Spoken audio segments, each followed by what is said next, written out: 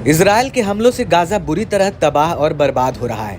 Israeli सेना की भीषण गोलीबारी और बमबारी ने हमास के लड़ाकों की कमर तोड़ दी है। जंग को रोकने के लिए कई देश प्रयास कर रहे हैं, लेकिन इजरायल के पीएम नेतन्याहू ने हमास के खात्मे की कसम खा रखी है और इजरायली सेना गाजा में तबाही मचा रही है। इजरायल हमास युद्ध को अब करीब 5 महीने होने को है और जंग उतनी ही भीषण रूप लेते जा रही है। इस बीच इजरायल की ओर से गाजा में एक और हवाई हमले से हाहाकार मच गया है। इजरायली सेना ने गाजा में रफाह क्षेत्र में भीषण हवाई हमला किया, जिसमें कम से कम 44 फिलिस्तीनी मारे गए हैं। इस बात को जानकर आप सिहर उठेंगे कि मरने वालों में 1/3 संख्या बच्चों की है। एक रिपोर्ट के मुताबिक रफाह क्षेत्र में घरों पर 3 हवाई हमले किए गए थे, जिसमें आम नागरिकों और मासूम बच्चों के मारे जाने की खबर सामने आई।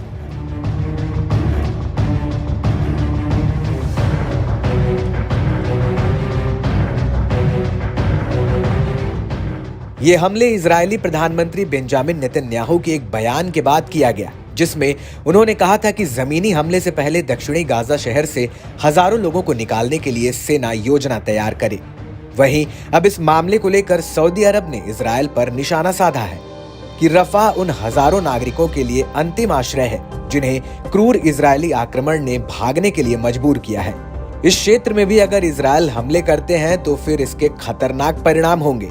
इजरायल लगातार अंतर्राष्ट्रीय कानून और मानवाधिकार कानून का उल्लंघन कर रहा है। संयुक्त राष्ट्र सुरक्षा परिषद को इजरायली हमलों को रोकने के लिए तत्काल एक बैठक आयोजित करना चाहिए। वहीं सऊदी अरब के सुर में सुर मिलाते हुए मिस्र के विदेश मंत्री समेह शौकरी ने भी इजरायल को चेतावनी दी है। उन्होंने कहा कि रफाह पर किसी भी तरह के जमीनी हमले के विनाशकारी परिणाम होंगे। बता दें कि गाजा पर हो रहे लगातार हमलों से वहां के 23 लाख लोगों में से आधे से अधिक रफाह की ओर चले गए हैं, लेकिन इजरायल दावा करता है कि मिस्र की सीमा से लगा रफाह गाजा में हमास आतंकवादी समूह का आखिरी बचा हुआ गढ़ है। इसके उलट मिस्र आरोप लगाता है कि इजरायल का लक्ष्य फिलिस्तीनियों को उनके इलाके से बाहर निकालना है। आपको बता दें कि 7 अक्टूबर 2023 को शुरू हुई इस लड़ाई में अब तक 28,000 से ज्यादा लोगों की बलि चढ़ गई है।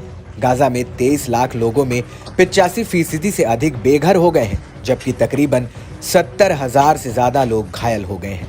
गाजा की 1/4 आबादी खाने पीने की गंभीर समस्या से गुजर रही है। इजरायली हमलों में हमास को भी भारी नुकसान हुआ है और उसके लड़ाके मारे भी जा रहे हैं। इस युद्ध को रोकने के लिए या समझौते तक लाने के लिए कई देश कोशिश में जुटे हैं, लेकिन इजरायल के प्रधानमंत्री फिलहाल तो जंग को रोकने के मूड में नहीं नजर आ रहे हैं।